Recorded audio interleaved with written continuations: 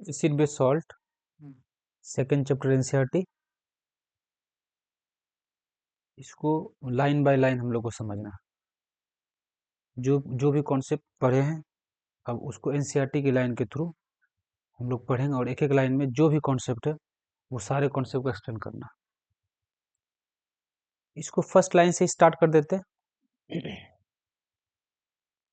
First line में अगर हम यहाँ पे रीड करें इसको, you have learned in your previous classes that the sour and bitter tastes of food are due to acid and bases respectively।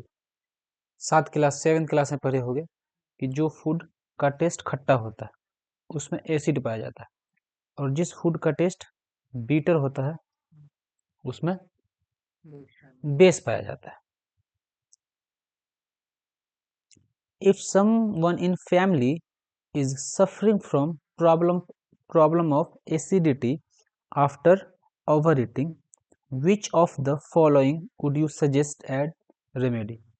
अगर किसी पर्सन को एसिडिटी हो गया, बहुत ज़्यादा खाने से एसिडिटी हो गया, तो उनमें से कौन सा रेमेडी तुम सजेस्ट करोगे?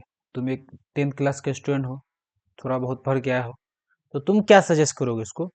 एक लेमन जूस है, विनेगर है और बेकिंग सोडा सॉल्यूशन है।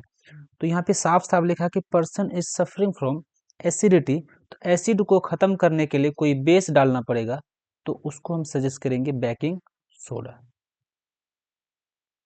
तो बेकिंग सोडा और एसिड मिलेगा, दोनों न्यूट्रलाइजेशन रिएक्शन करके खत्म कर देगा एक दूसरे को।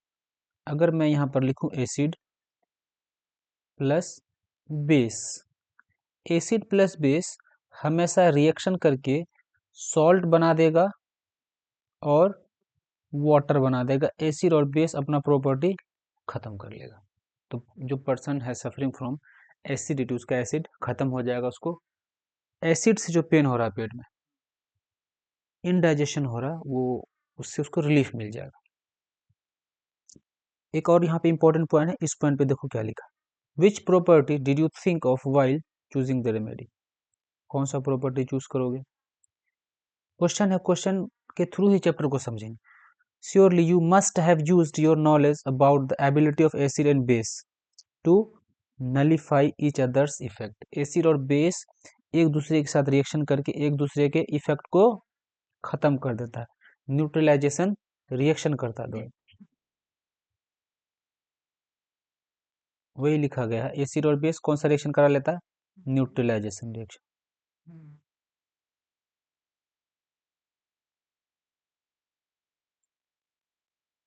पहला लाइन क्लियर है। अब अगले लाइन को हम लोग स्टडी करते हैं। अगला line, recall how we test sour and bitter substances without testing them। अब हर चीज को हम अपने माउथ से टेस्ट तो नहीं करेंगे, कुछ डेंजरस भी हो सकता है। इसका मतलब किसी भी सब्सटेंसेस का प्रॉपर्टी चेक करने के लिए, किसी भी सब्सटेंसेस का प्रॉपर्टीज को चेक करने के लिए हमको कुछ और मटेरियल चाहिए। अपनी क्लास में जिसको या प्रीवियस क्लास में हम लोग पढ़े हैं उसको इंडिकेटर्स बोला जाता है, उसी के बारे में ये वाला पैराग्राफ में लिखा होगा। चलो उसके बारे में अच्छे से पढ़ते हैं। क्या लिखा है उसके बारे में पूरे पैराग्राफ में? You already know that acid are sour in taste and change the color of blue litmus to red। अगर मेरे पास लिटमस पेपर है, ये लिटमस पेपर लेबोरेटरी में को मिलता है, ब्लू लिटमस रहता है और रेड लिटमस रहता है। ये ध्यान रखना है, बी से बेस, बी से ब्लू। बेस क्या बनाता है? बेस ब्लू बना देता है। बेस क्या बना देता है? तो रेड लिटमस अगर डालेंगे तो ब्लू हो जाएगा। तो बेस जो है रेड लिटमस को ब्लू कर देगा। क्या याद रखना है? बी से बेस, बी से ब्लू, बेस ब्लू बनाता है, तो बाकी एसिड का तो रेड याद ही रह जाएगा। वेरेज bases are bitter and changes the colour of red litmus to blue.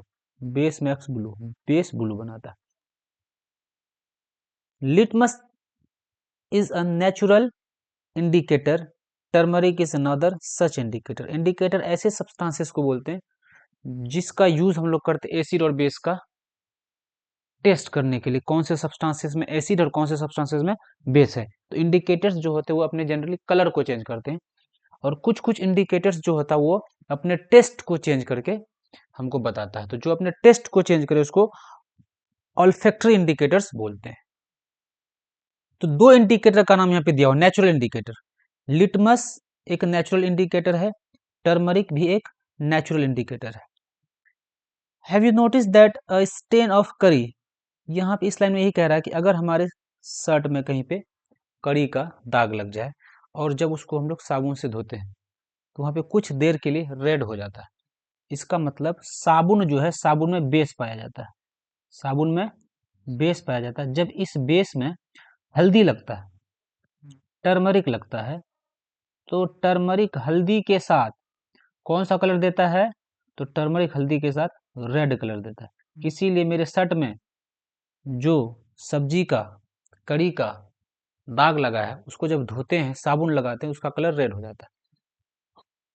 Have you ever notice that a stain of curry on a white cloth becomes reddish brown when soap which is a basic in nature, soap का nature basic होता है, is scrubbed on it, it turns yellow again।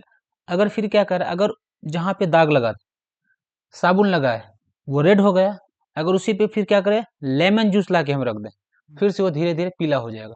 पीला होने का reason क्या है, soap था, soap हल्दी के साथ रेड कलर दिया, फिर उस सोप में, सोप एक बेसिक सब्सटेंसेस है, लेमन जूस लगा है, तो लेमन जूस एक एसिड है, एसिड प्लस बेस एक दूसरे खत्म कर देगा, नलीफाई कर देगा। When the cloth is washed with plenty of, देखो यहाँ, it turns yellow when the cloth is washed with plenty of water. You can also use synthetic indicators such as methyl orange, phenolphthalein to test for the acid and base. तो दो तरीके का indicator का बात यहाँ पे किया गया। इस पूरे पैराग्राफ में इंडिकेटर का बात किया गया है, नेचुरल इंडिकेटर और सिंथेटिक इंडिकेटर।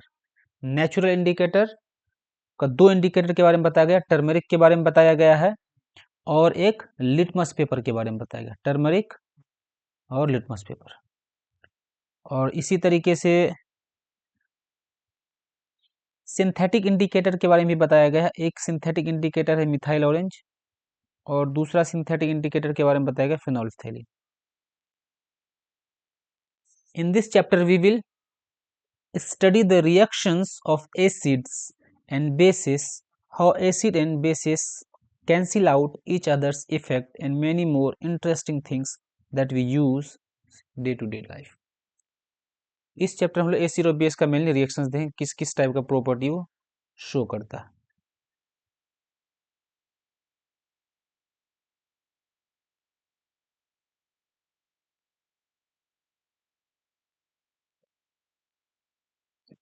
थोड़ा यहाँ पे एक बॉक्स में कुछ लिखा है, इसको पढ़ लेते हैं, ऐसे तो ज़्यादा पूछता नहीं। बॉक्स में ये लिखा हुआ है, litmus solution is a purple dye. ये पर्पल और नेचुरली ये पर्पल कलर का होता है, which is extracted from the lichens. Lichens क्या है, सिम्बायोटिक रिलेशनशिप है अलगी और फंगस के बीच। Plant belonging to the division of thallophyta and commonly used as an indicator when the litmus solution is neither acidic nor basic, its color is purple। इसको याद रख लेना। There are many other natural materials like red cabbage leaves, turmeric, colored petal of some flowers such as, ये सब नाम देख लो, which indicate present। चलो इसमें ज़्यादा इंपॉर्टेंट नहीं है, इस पैराग्राफ में ज़्यादा इंपॉर्टेंट नहीं। अब हम लोग अगले पैराग्राफ की तरफ चलते हैं। ये देखो, understanding the chemical properties of acid and base. Acid और बेस का केमिकल प्रॉपर्टीज के बारे में डिटेल में हम लोग डिस्कस करें, जितने अपने सिलेबस में है। और अगर इस चैप्टर को तुम कर लेते हो तो एक भी क्वेश्चन ऐसा नहीं है जो तुम बना के नहीं आ सकते इस चैप्टर से, लेकिन एक एक लाइन को डीपली समझना।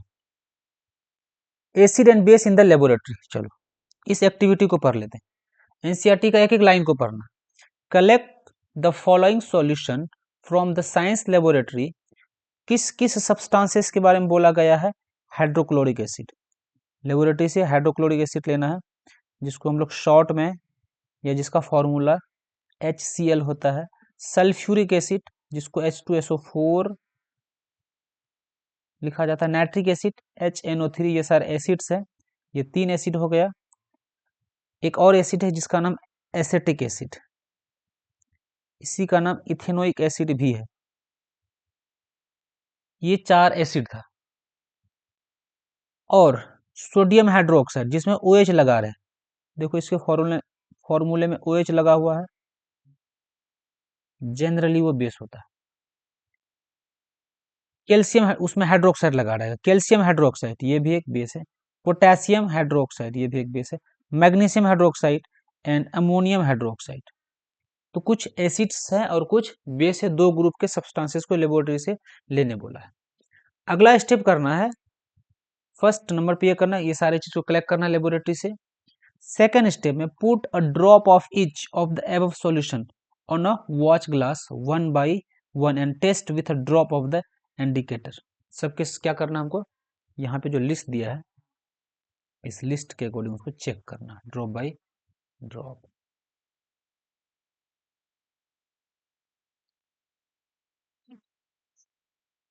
What change in color did you observe with red litmus, blue litmus, phenolphthalein, methyl orange for each of the following solution? देखो ध्यान से, अगर मेरे पास यहाँ पे कोई बेसिक सॉल्यूशन, कौन सा सॉल्यूशन है, अगर बेस है यहाँ पे, तो बेस जो है रेड लिटमस के साथ अगर बेस है, यहाँ से ले लेते हैं इसको, कोई अगर बेस है, सबका कलर लिखना। कैसे लिखना, अगर एक बेस है, कोई भी बेस रहे, तो रेड लिटमस के साथ ब्लू हो जाएगा, इसके साथ नो चेंज, फिनोल्फथालीन के साथ पिंक हो जाता है। इस तरीके से ये चार्ट तुम लेबोरेटरी में किए होगा। These indicators tell us whether a substance is acidic or basic by changing its color. तो इंडिकेटर क्या है, indicator are the substances which tells us whether a substance is acidic or basic by changing its color. Indicator एक substances है जो हमको बताता है कोई substances acidic है या basic। तो इंडिकेटर के पास तो मुंह है नहीं, या वो तो लिख नहीं पाएगा। कैसे बताता है, तो कलर चेंज करके बताता है। इंडिकेटर्स अपने कलर को चेंज करके बताता है कि किस सब्सटेंस एसिडिक और कौन सा सब्सटेंस बेसिक है। There are some substances whose odour, देखो ओडोर चेंज हो जाता है इन एसिडिक और बेसिक सॉल्यूशन। ऐसे इंडिकेटर्स को हम लोग ऑल्फैक्टरी इंडिकेटर्स बोलते हैं। तो प्याज का नाम सुने हो, ऑनियन जो है, ऑनियन एक ऑल्फैक्टरी इंडिकेटर है। ऐसा इंडिकेटर जो एसिड और बेस के बारे में बताए लेकिन अपने कलर को चेंज करके बताए, तो वो ऑल्फैक्टरी नहीं है। लेकिन जो अपने ओडोर को चेंज कर ले उसको बोलेंगे ऑल्फैक्टरी। टेक सम, इस एक्टिविटी में देखो प्याज के बारे में कहा गया,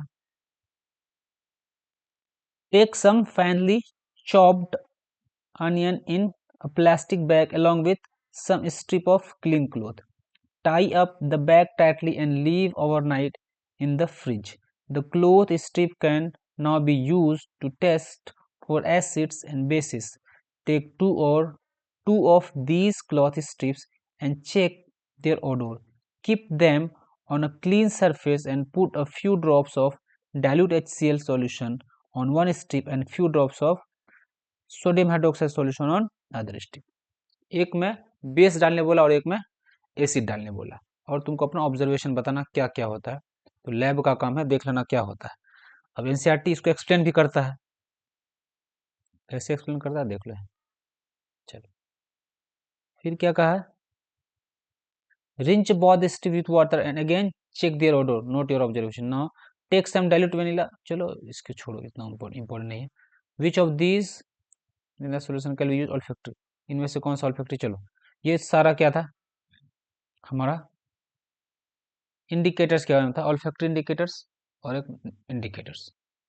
तो ऑल्फैक्टरी इंडिकेटर में जो अपना कलर को क्या करे, चेंज कर दे। अब आ जाओ केमिकल प्रॉपर्टीज में एसिड का, how acid and base react with metal. Acid और बेस मेटल के साथ कैसे रिएक्शन करता है, इसका हम सबसे पहले एक लाइन लिखा देते हैं। अगर एसिड है, यहाँ पर एसिड है, इस एसिड का रिएक्शन अगर मेटल के साथ करेंगे तो ये सॉल्ट बना देगा। क्या बना देगा? प्लस हाइड्रोजन गैस रिलीज हो जाएगा।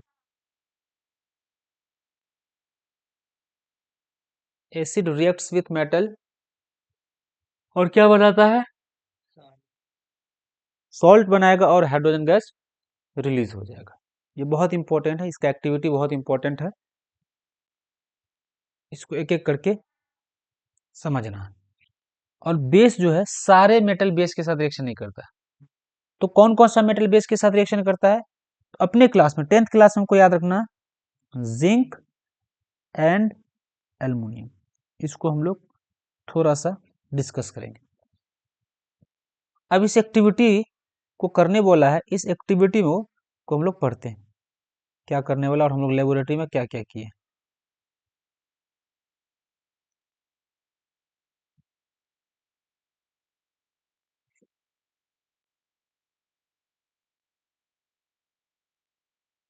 This activity need the teachers assistance, teacher के प्रेजेंस में करना, अपने से नहीं करना, नहीं तो मुंह हाथ जला लोगे एसिड, क्योंकि कुछ कुछ एसिड अगर कॉन्सेंट्रेटेड है, कॉन्सेंट्रेटेड एसिड तो बहुत खतरनाक हो जाएगा।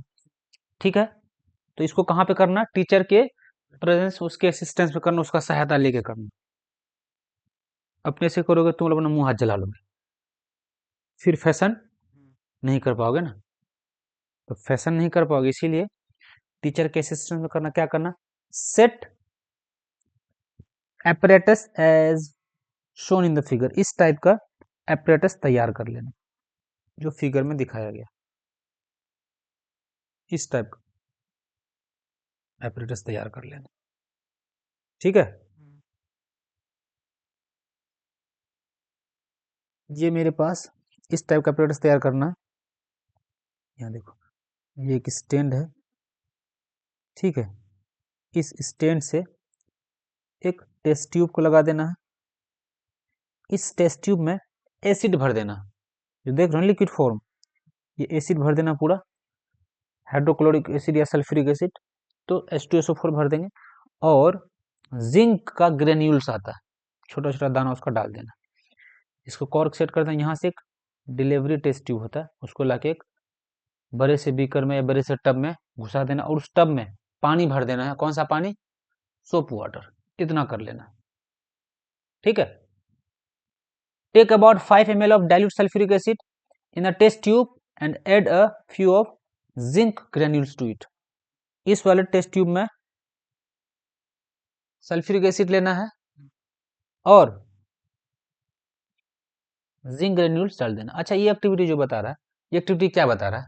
ये बताना चाहता है कि अभी जो आप बोले मेटल का रिएक्शन जो एसिड के साथ होता है वो हाइड्रोजन गैस रिलीज करता है, तो तुम कैसे शो करोगे हाइड्रोजन गैस ही है? तुम कैसे शो करोगे हाइड्रोजन गैस ही है? तो इस वाले बीकर में देखो, H2SO4 डाले, H2SO4 एसिड हुआ, इस एसिड में जिंक डाल दिए, देखो एसिड प्लस मेटल है, हाइड्रोजन गैस रिलीज होगा, तो उसी का प्रूफ है ये एक्टिविटी। तुम कैसे प्रूफ करोगे कि जो मेटल के साथ एसिड रिएक्शन करता है, जो गैस जो निकला था वो गैस हाइड्रोजन ही था, वही एक्टिविटी के बारे में बताया गया। Take about 5 ml of dilute sulfuric acid in a test tube and add a few pieces of zinc granules to it। what do you observe? क्या देखोगे तुम? तो जैसे जिंक ग्रेन्यूल डालोगे इसमें वेपर बनने लगेगा। what do you observe on the surface of zinc granules pass the gas being evolved through the soap solution। यहाँ पे जो गैस बना, पूरा गैस निकलेगा ना, ये जो गैस निकलेगा इसको इस वाले पाइप से निकालना और इसको सोप सॉल्यूशन में। अब देखो, why are bubbles form in the soap solution, take a burning candle. देखो, इस एक्टिविटी के बारे में थोड़ा बताते हैं, क्या कह रहा है, ये मेरे पास यहाँ पे सोप सॉल्यूशन ले लेना, क्या ले लेना है, और इस टेस्ट ट्यूब में जिंक और एसिड डाल दिए, इसका मुंह को अच्छे से बंद कर दिए, यहाँ से एक पाइप लगा दिए डाइल्यूट पाइप, इस पाइप को यहाँ लाके डाल दिए। ठीक है, तो जब यहाँ से गैस निकलेगा इस वाले पाइप से, गैस इधर आएगा, इधर आएगा तो यहाँ पे छोटा छोटा बबल्स बनेगा, तो ये बबल्स ऊपर आएगा, गैस का बबल्स ऊपर जाएगा, क्योंकि सोप है, तो सोप जल्दी फटता नहीं, एयर को बॉल के फॉर्म में लेकर ऊपर चला जाता है, बबल्स के फॉर्म में। जब इस बबल्स के पास हम लोग क्या लेके आए, लाइटेड मैच कैंडल या लाइटेड मैच स्टिक लेके आते हैं।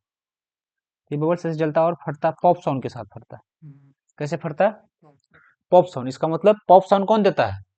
हाइड्रोजन गैस देता है। इसमें ये क्यों बनता है बबल्स? बहुत सारा बबल बनता है। बनता क्यों है? तो गैस जो साबुन से पास करो तो उससे पैक हो गया ना, गैस निकलेगा।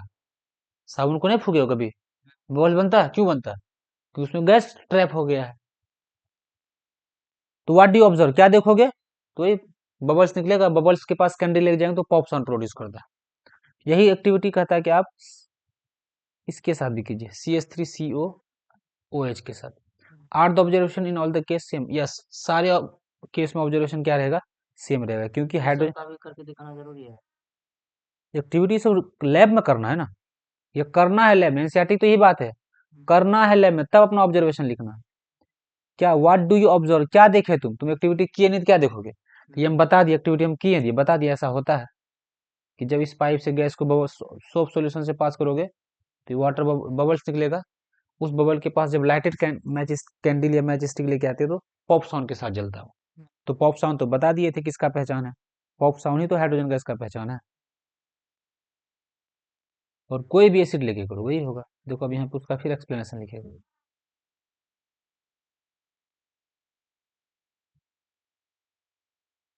क्या होता है इस एक्टिविटी में? देखो इस एक्टिविटी में जिंक था जी, जिंक था प्लस सल्फ्यूरिक एसिड के साथ रिएक्शन कराए थे, H2SO4। एक्वस फॉर्म में तो एक्वस लिख दो। देखो ध्यान से, तो ज्यादा रिएक्टिव जिंक है या हाइड्रोजन है? जिंक ज्यादा रिएक्टिव है, तो ये जिंक इस हाइड्रोजन को यहाँ से हटा देगा। तो हाइड्रोजन को हटा दिया, ये हाइड्रोजन सोप के बबल्स के फॉर्म में बाहर आ गया। अब बचा कौन? सल्फेट और जिंक, दोनों एक दूसरे के साथ क्या कर लेगा? रिएक्शन कर लेगा। तो ZnSO4 एक सॉल्ट बना, ये एक सॉल्ट है। कैसे बना? तो zinc is more reactive than hydrogen, so it displaces hydrogen from sulphuric acid and forms zinc sulfate. The metal in the above reaction displaces hydrogen from the acid as hydrogen gas and forms a compound called salt. Thus, the reaction of metal with acid can be summarized: acid plus metal, salt plus hydrogen gas. Acid का reaction जब भी metal के साथ होता है क्या बनाता है? Salt plus hydrogen gas. अब इसको रट लेना, एक केस को छोड़ के, वही बताएंगे कौन सा केस है, कोई शायद इस चैप्टर में नहीं है।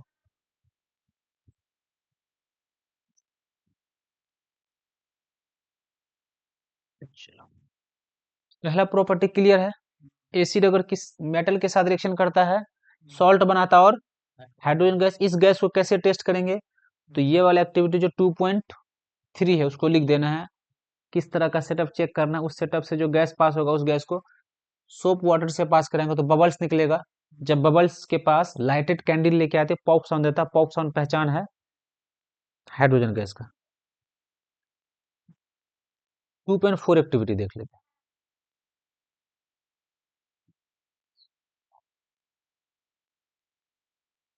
2.4 एक्टिविटी, अब ये बेस के बारे में बता रहा होगा। Place a few pieces of zinc metal in a test tube, add 2 ml of, देखो सारा मेटल रिएक्शन नहीं करता है, कुछ कुछ मेटल करता है, तो जिंक और एल्युमिनियम। तो मेटल प्लस बेस, ये भी क्या बनाता?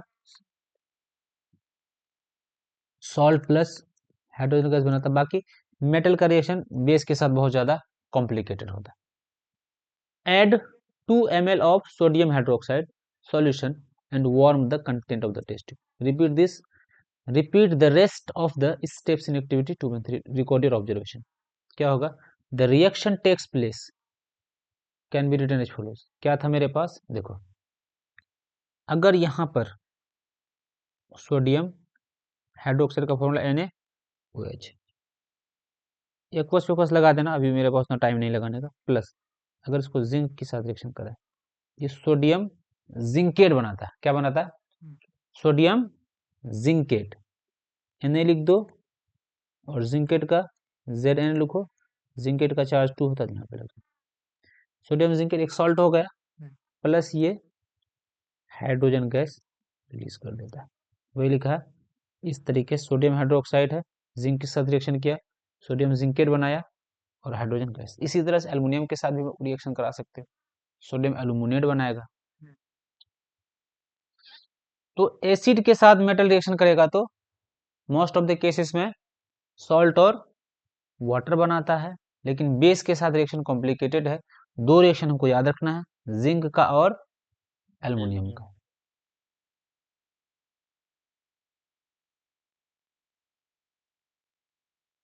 पहला केमिकल प्रॉपर्टी क्लियर है, reaction of acid and base with metal.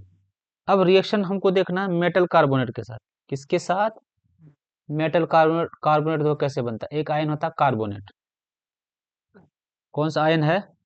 एक आयन है कार्बोनेट जिसका नाम है CO3 2-, और एक आयन है हाइड्रोजन कार्बोनेट HCO3-। अगर इस आयन के साथ मेटल लगा दें तो बन जाएगा मेटल कार्बोनेट। जैसे कैल्शियम होता है Ca2+ होता है, इसको किसके साथ मिला दे? कार्बोनेट के साथ मिला दे, CO3 2-, 2+2- खत्म, ये कंपाउंड बनेगा जिसका क्या नाम है? CaCO3। देखो तो ये मेटल का कार्बोनेट है, मेटल का कार्बोनेट हुआ। इसी तरह से सोडियम का कार्बोनेट लिख सकते, Na CO3 पहले लिख लो, CO का चार्ज होता है 2, तो 2 यहाँ आ जाएगा, Na2CO3। ये भी एक मेटल कार्बोनेट। तो एक होता है मेटल बाइकार्बोनेट, तो यहाँ पे Na हो गया, Na का चार्ज 1 होता है, बाइकार्बोनेट लिख दो HCO3 का भी 1, तो सोडियम हाइड्रोजन कार्बोनेट हुआ 1। तो ये सब मेटल कार्बोनेट और मेटल बाइकार्बोनेट है। मेटल कार्बोनेट और मेटल बाइकार्बोनेट का रिएक्शन हम लोग देखेंगे एसिड के साथ। मेटल कार्बोनेट और मेटल बाइकार्बोनेट का रिएक्शन एसिड के साथ कैसे होता है। तो ये प्रोडक्ट याद रख लेना, प्रोडक्ट क्या क्या बनेगा जब भी मेटल बाइकार्बोनेट या कार्बोनेट के साथ रिएक्शन होगा। शॉर्ट में लिख देते हैं, ये मेटल है प्लस कार्बोनेट या हाइड्रोजन कार्बोनेट के साथ रिएक्शन करोगे तो कार्बन डाइऑक्साइड बनेगा। क्या बनेगा? प्लस वाटर, ये दो चीज तो बनेगा ही, और एक सॉल्ट। याद रहेगा? चलो देखो ध्यान से, एक 2 test tubes, label them as A and B, take about 0.5 gram of sodium carbonate, जिसका फॉर्मूला Na2CO3 होता है। In the test tube A and about 0.5 gram of sodium hydrogen carbonate, इसका फॉर्मूला था NaHCO3, यहाँ पे भी लिख दिया NaHCO3। In test tube B add 2 ml of dilute HCl to both the test tube. दोनों टेस्ट ट्यूब में क्या करना है? HCl डालना। क्या डालना? HCl। What do you observe? क्या देखोगे? देखो तुम क्या देखोगे,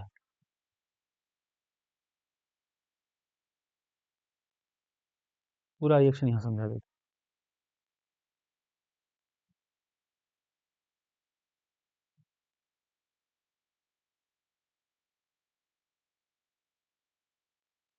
यहाँ पर मान लेते सोडियम हाइड्रोजन कार्बोनेट, पहले सोडियम कार्बोनेट का देख लेते, Na2CO3। इसका रिएक्शन अगर करा दे हम एसिड के साथ, HCl के साथ, एसिड प्लस मेटल कार्बोनेट हुआ, ये एसिड, ये मेटल कार्बोनेट।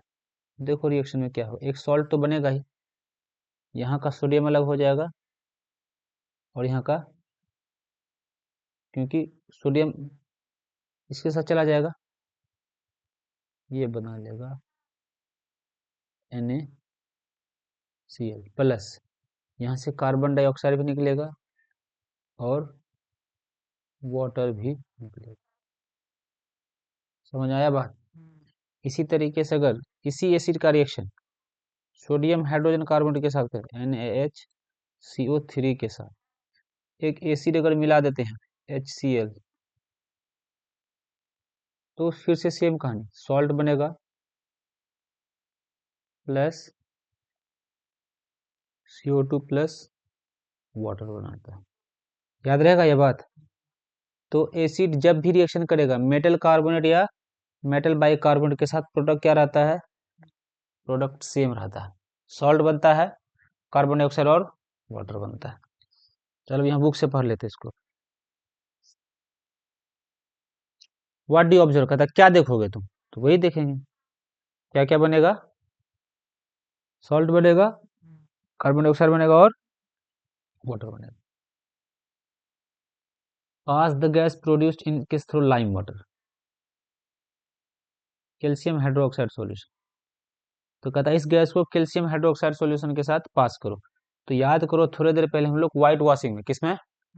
व्हाइट वॉशिंग में पढ़े थे, अगर मेरे पास कैल्शियम हाइड्रोक्साइड है, इस कैल्शियम हाइड्रोक्साइड गैस को, सॉरी कैल्शियम हाइड्रोक्साइड सॉल्यूशन से when carbon dioxide is passed, दीवार पे जो लगाते थे ये चमकने लगता था दीवार। चमकने का रीजन था इसके पास CaCO3 का फॉर्मेशन हो रहा था, प्लस वाटर भी रिलीज हो जा रहा था। इसका मतलब अगर मेरे पास बीकर में लाइम वाटर, क्या है? लाइम वाटर है। कौन सा वाटर है? लाइम वाटर है। और थोड़ा देर पहले जो रिएक्शन करा रही है वाला रिएक्शन, मेटल का रिएक्शन किसके साथ, सॉरी एसिड का रिएक्शन मेटल कार्बोनेट या मेटल बाइकार्बोनेट के साथ। तो मान लो यहाँ पे एक बीकर है मेरे पास, इस बीकर में क्या क्या है? मान लो इस बीकर में Na2CO3 है प्लस HCl है। तो कौन सा गैस निकलेगा यहाँ से? CO2 निकलेगा। इस CO2 गैस को पाइप से लेके यहाँ पास करा देना। जब यहाँ से कौन सा गैस निकलेगा? जो भी गैस निकले, कुछ देर बाद देखो ये इसका कलर धीरे धीरे धीरे धीरे कैसा हो जाएगा? इसका कलर धीरे धीरे मिल्की वाइट हो जाएगा। कैसा हो जाएगा? Milky white. तो कौन है जो लाइम वाटर को मिल्की वाइट बना देता है? कार्बन डाइऑक्साइड का। यही टेस्ट है कार्बन डाइऑक्साइड का। अगर कार्बन डाइऑक्साइड को हम लोग लाइम वाटर से पास करते हैं, कहाँ से पास करते हैं? लाइम वाटर से। तो लाइम वाटर का कलर मिल्की वाइट हो जाता है due to formation of calcium carbonate. Milky white होने का रीजन क्या है? कैल्शियम कार्बोनेट बन जाता है। कहता कि pass the gas product in each through the lime water calcium hydroxide solution as shown in figure and recall your observation. क्या दिखेगा हमको? तो हमको यही दिखेगा कि इस गैस को जब हम लोग क्या करें, लाइम वाटर से पास करते हैं, तो लाइम वाटर का कलर मिल्की वाइट हो जाता है due to the formation of calcium carbonate.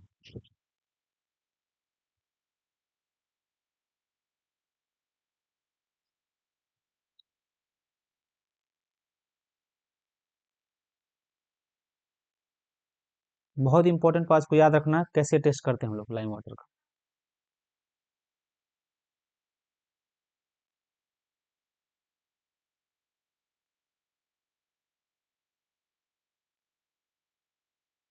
देखो पहली एक्टिविटी में, पहले वाला टेस्ट ट्यूब ए में सोडियम कार्बोनेट था, उसका रिएक्शन करा था HCl के साथ, प्रोडक्ट क्या बना? NaCl, सॉल्ट बना, H2 वाटर बना, कार्बन डाइऑक्साइड बना। दूसरे केस में सोडियम हाइड्रोजन कार्बोनेट लिए, सोडियम हाइड्रोजन कार्बोनेट लिए,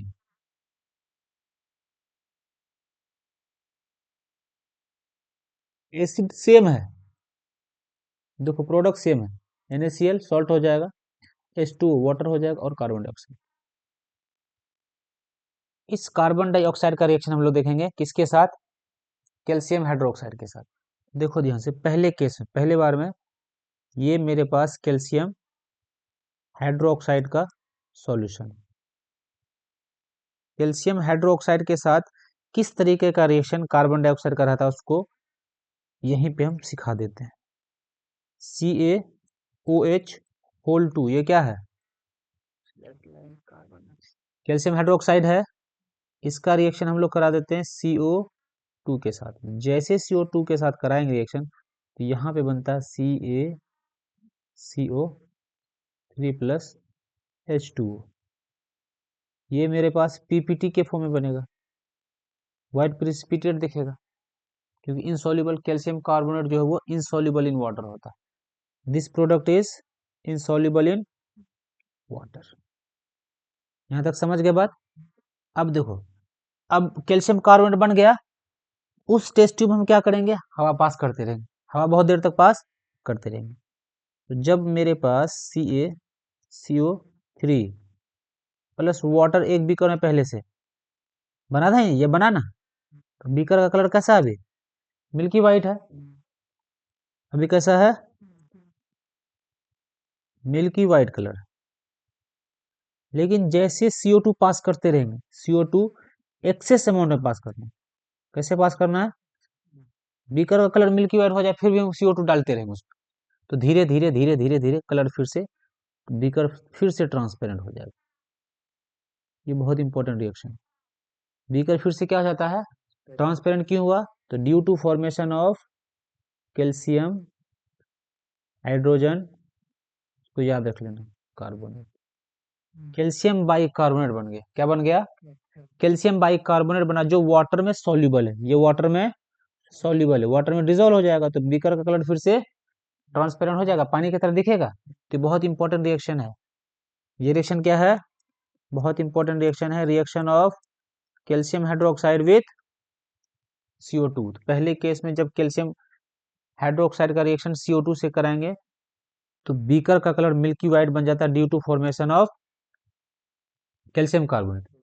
जब उस कैल्शियम कार्बोनेट में या बीकर में एक्सेस अमाउंट ऑफ CO2 पास करते रहते बहुत देर तक, तो धीरे धीरे धीरे धीरे बीकर बीकर क्लियर हो जाता है। कैसा हो जाता है, क्लियर हो जाता है due to formation of soluble salt, that is calcium hydrogen carbonate. चलो अब यहाँ पे एनसीईआरटी देखो क्या लिखा है इसके बारे में, इस पूरे कहानी को अच्छे से समझो। यहाँ पे लिखा है इस वाले part, on passing carbon dioxide gas evolve through lime water CaOH whole 2 plus CO2, this form calcium carbonate and release sorry form water. यहाँ तो कोई दिक्कत नहीं है। जब यहाँ तक दिक्कत नहीं है, अगले पार्ट में देखो,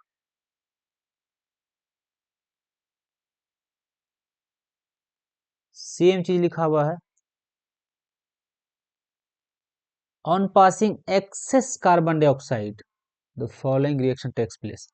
बीकर में मेरे पास कैल्शियम कार्बोनेट बना हुआ था पीपीटी के फॉर्म में, और बीकर में पानी तो था ही, इसमें CO2 एक्सेस अमाउंट में डाले, कैसे डाले, बहुत देर तक CO2 पास करा दी, ये calcium carbonate, calcium hydrogen carbonate बना दिया, जो वाटर में सॉल्युबल है, और बीकर धीरे धीरे साफ हो जाता फिर से। कुछ कुछ डेली लाइफ से चीजें, जैसे लाइमस्टोन का नाम सुने हो, चौक का नाम सुने हो, मार्बल का नाम सुने हो, ये different form of calcium carbonate है, ये सारे के सारे कैल्शियम कार्बोनेट ही हैं। All metal carbonate and hydrogen carbonate react with acid to give salt, क्या बनाता है, सॉल्ट बनाता है, कार्बन डाइऑक्साइड देता है और वाटर देता है। इस तरीके से रिएक्शन को हम लोग समराइज कर सकते हैं। मेटल कार्बोनेट और metal hydrogen carbonate plus acid, ये बना देगा सॉल्ट, कार्बन डाइऑक्साइड प्लस, इसको रट लेना। दो दो प्रॉपर्टी पढ़ लिए। पहला प्रॉपर्टी हम लोग पढ़े reaction of acid and base with metal, जहाँ पे सॉल्ट और हाइड्रोजन गैस रिलीज होता है, लेकिन बेस जब रिएक्शन करता है तो सारे के सारे बेस मेटल के साथ, सॉरी, सारे के सारे मेटल बेस के साथ रिएक्शन सिंपल रिएक्शन नहीं है, कॉम्प्लिकेटेड रिएक्शन है, उसमें भी सॉल्ट और हाइड्रोजन गैस बनता है। फिर दूसरा प्रॉपर्टी पर है कार्बोनेट के साथ और बाइकार्बोनेट के साथ किस तरीके का रिएक्शन है। यहाँ तक क्लियर।